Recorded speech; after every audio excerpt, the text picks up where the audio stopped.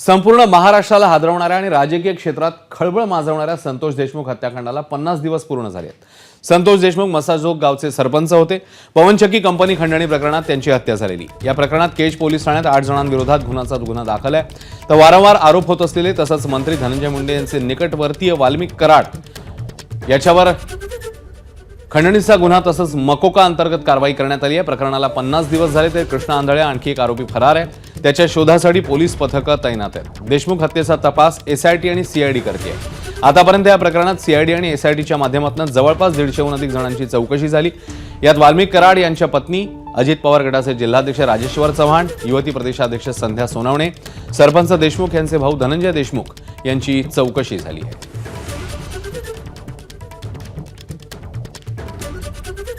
तर ह्या घटनेबद्दलचा सविस्तर घटनाक्रम आता आपण जाणून घेऊया।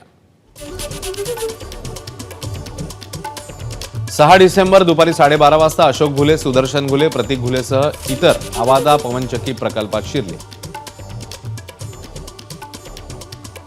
प्रकल्प अधिकारी शिवाजी थोपटेंना शिवीगाळ, मारहाण आणि झाली। व्हिडिओ व्हायरल झाला। चौघांवर गुन्हा दाखल झाला।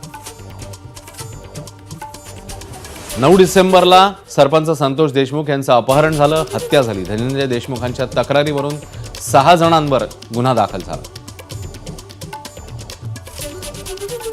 आणि या सगळ्याबद्दल अधिक आपण संवाद साधणार आहोत। आपले प्रतिनिधी कृष्णा केंडे आता आपल्यासोबत आहेत। कृष्णा, 50 दिवस उलटून गेलेले आहेत। सध्याची तपासाची स्थिती आणि एकूणातच याच्या पुढचा तपासाची जी दिशा आहे, खास करून एक आरोपी जो अजूनही फरार आहे, या अनुषंगाने आता कशी पावलं टाकण्यात येत आहेत, काय अपडेट्स आहेत तुझ्याकडे?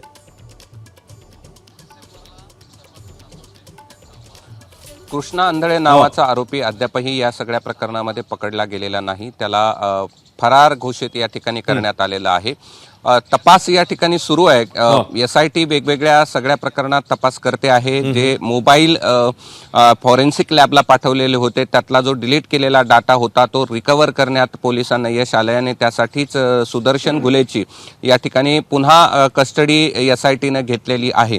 या सगळ्या प्रकरणामध्ये तू जसं म्हणालास, अनेकांची चौकशी करण्यात आलेली होती। त्यातनं सुरुवातीला फरार आरोपी अटक करण्यात आले। वाल्मिक कराडला अटक करण्यात आली। त्याला काही दिवस पोलीस कोठडी देखील मिळाली। आता तो न्यायालयीन कोठडीमध्ये आहे। इतर आरोपी देखील न्यायालयीन कोठडीत आहेत। एकूण 8 आरोपी पकडले गेलेले आहेत। एक आरोपी अद्यापही या सगळ्या प्रकरणामध्ये फरार आहे। आज 50 दिवस पूर्ण झाल्यानंतर सुरेश धस अधिक आक्रमक झालेले आपल्याला पाहायला मिळत आहेत आणि त्यांनी एबीपी माझाशी बोलताना असं म्हटलं की आंधळे पकडला गेला नाही, हा या सगळ्या प्रकरणातील एक काळा डाग आहे आणि तो लवकरात लवकर पुसला गेला पाहिजे। शिवाय धनंजय मुंडेच्या बाबत देखील त्यांनी काही कठोर वक्तव्य आजच्या या सगळ्या प्रकरणानंतर केलेली आहेत। आणि हे जे प्रकरण आहे ते कुटुंबाचं म्हणणं असं आहे की या सगळ्या प्रकरणामध्ये न्याय मिळाला पाहिजे। यासाठी गेल्या काही दिवसांमध्ये महाराष्ट्राच्या वेगवेगळ्या जिल्ह्यामध्ये मोर्चे काढले गेलेले होते।